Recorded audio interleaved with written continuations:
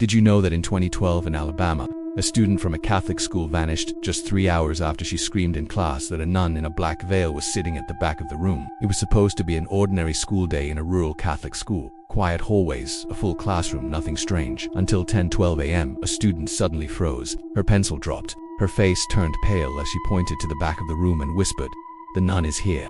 It's Valak. She's looking at me." The whole class went silent. Her chair crashed to the floor as she backed away, shaking, crying, repeating, "She's here. She's here. Valak is here." Before anyone could react, she sprinted out of the room, down the hall, down the stairs, and disappeared. 3 hours passed. No sign of her anywhere. Not in the courtyard, not outside, and not on any exit cameras. But the hallway camera showed something else, something horrifying.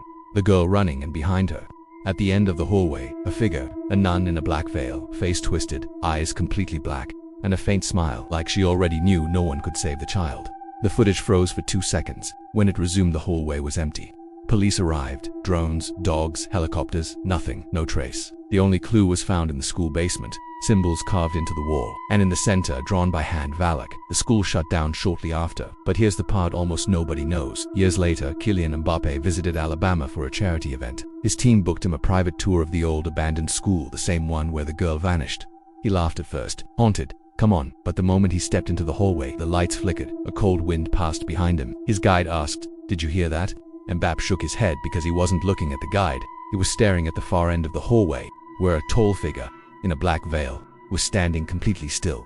Watching him, he froze, took one step back, and the figure tilted its head, slowly, as if recognizing him. His guide turned to look, but the hallway was suddenly empty. When Mbappe left the building, he refused to talk about what he saw.